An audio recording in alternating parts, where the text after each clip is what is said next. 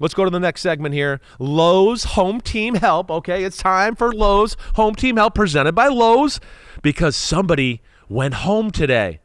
And you know what? His home didn't like him. They didn't like him very much. They said, you're too good for our home.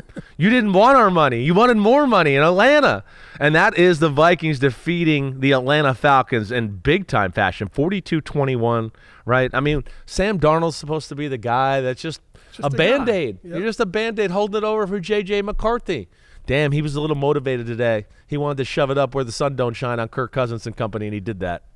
And what was so special about it is I'm sitting there like, this is a bad matchup for Kirk Cousins. Yeah. You know, you're playing against your old team, Brian Flores, this pressure defense. You're more of what we call a statue. You're just going to be in one spot in the pocket. They're coming, they're going. Oh, yeah, Kevin O'Connell, he sat with you all these years. He understands game plan, what you hate, what you like. They're going to throw all – Kirk Cousins comes out first drive, drives right down the field and scores. You're like, oh, shit, okay. It looked good. And then they hit Kirk Cousins one time, and it looked like it changed the whole outcome of the game through 2 interceptions. It's just that pressure, everything. And it's hard going back to a place where you experienced some success. They kind of liked you there. Right. But it wasn't enough for them. It wasn't enough for you, so you move on. And I'm sure all Cousins wanted to do was come back, and as much as he might like it, he wanted to come back and say, kind of screw y'all. Yeah, you know that. Screw it. Especially after the last few weeks of the way they've played in Atlanta and all that. I mean, that's what I was worried about, too. They're going to be a team on the mission. Let's do this for Kirk. Yep. Kirk's pissed off. Here we go. Right? I worried about, can Minnesota play them man-to-man at all? Is he just going to pick them apart a little bit, right? All those things. And then the first drive, I went, that looks like he's going to pick them apart. But then answer back Minnesota right down the field. 2 big plays, I think, to Jordan Addison. It was a 2-play, 62-yard drive. That got him going. Then they get the ball back. They go down and score again. They go up 14-7, and then you're right. Atlanta's driving, and Kirk Cousins throws like a ball to the right sideline, like a corner route, right? Something like that. And Metellus picked it off, right. And that felt like it was a huge moment of the football game. That was a play as we're watching. Right. You're like, what is he doing? Like, he sees the defender there. He pump fakes and it's like, oh, it's not there. And then he comes back and throws it. And that's my thinking of when you're an older quarterback, you get hit 1 or 2 times in a game. It's a reminder of I don't want that to happen. So it was almost like he pump faked. And he was like, the clock is ticking. If I don't get rid of it, I'm going to get hit. And then he just threw it up. We've seen interceptions the last few weeks from Kirk Cousins. I would go, I've never seen him do this ever. I've never seen him pull back the ball, go, wait, he's not open, and then just go, it, I'm going to throw it anyways. I've never. So, yeah, opposite directions. You're seeing the things we're seeing here right now. Sam Darnold looks like he's the one that's got a $150 million contract, and Kirk Cousins looks like he's the Band-Aid right now. I mean, with Penix Jr. on the bench. Oh, my gosh, I know. And the more and more this goes this way, the more and more I do feel like it's going to be maybe one and done for Kirk Cousins. This is not doing him any favors with the way he looks out there right now. The game went back and forth, and sorry, I misspoke, because even after that interception that was bad, they hung around and they made it 14-13. I was one series behind there. But the end of the day, I think the other thing too with what we're seeing from Minnesota, Darnold throwing the ball, all the different weapons, they're starting to, every week we start to see them all now involved. They run the ball with Aaron Jones. I wish they could run it a little bit more, but they run it enough to keep you honest.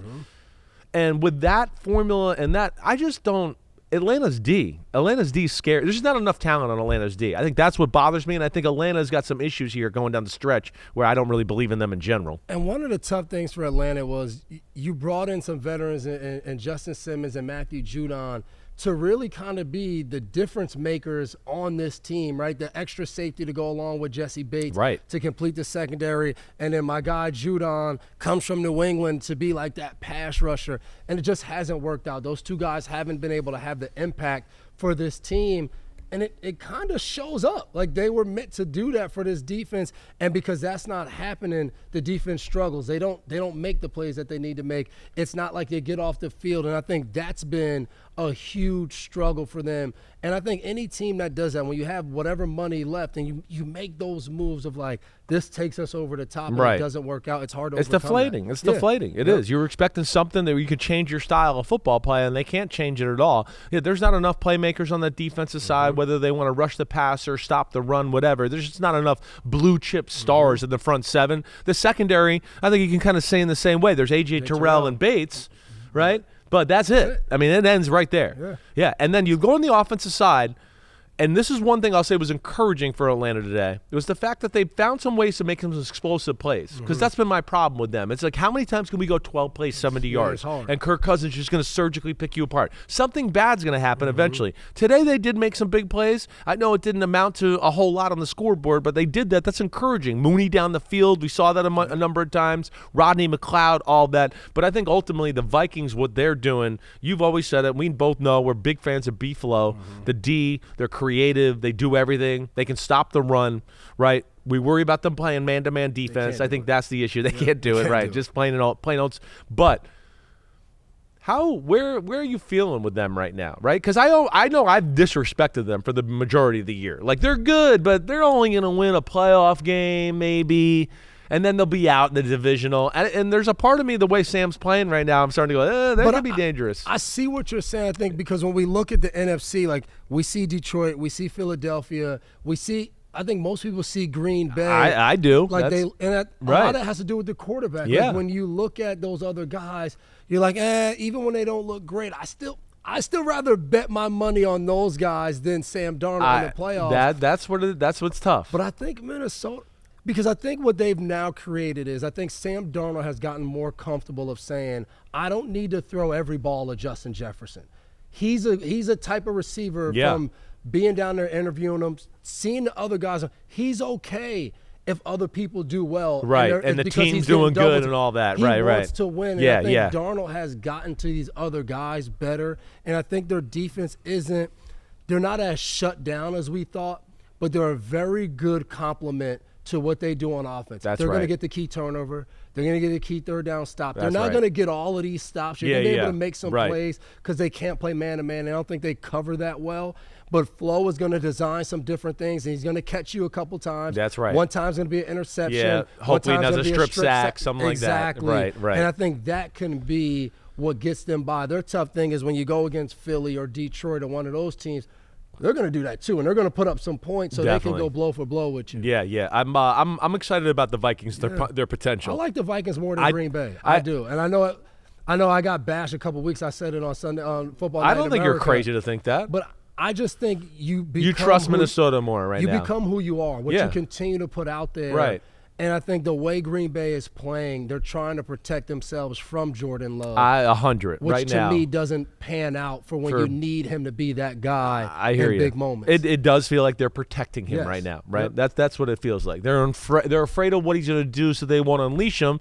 And on the other side, Minnesota's finally going, hey, we trust you. You're in the trust tree. Let's call whatever. Yes. And with Hawkinson and Addison and involved in the passing game to the extent they are right now, they are going to be a problem going forward. 8 for 12 on third down today. That says a lot. Of course, 433 yards of total offense. Falcons had 496 yards of total offense, which is crazy, but it amounted to not enough points. And again, a lot of moving the ball between the 20s, which is what the Falcons do a lot and what we talk about. Good job by Minnesota. They win that one, and now they're sitting there at 11-2. All right, next game, NFC. Oh, and I'm sorry because I'm not a professional host. That was Lowe's Home Team's Help. Thank you, Lowe's. They know home improvement. I didn't close out that segment quite properly. But that's where I need my Ahmed Fareed. That's where I need him right there. He makes me look better in those scenarios. Yo, homies, thanks for watching. Yeah, it's time. The NFL season is here on Chris Simms Unbuttoned. You can hit subscribe to get all the weekly picks, plus our Sunday recaps as the games are happening. Oh, you know it. Nobody does that better than us. Thanks again for watching. Remember to subscribe. Peace out. We'll see you next time on Unbuttoned.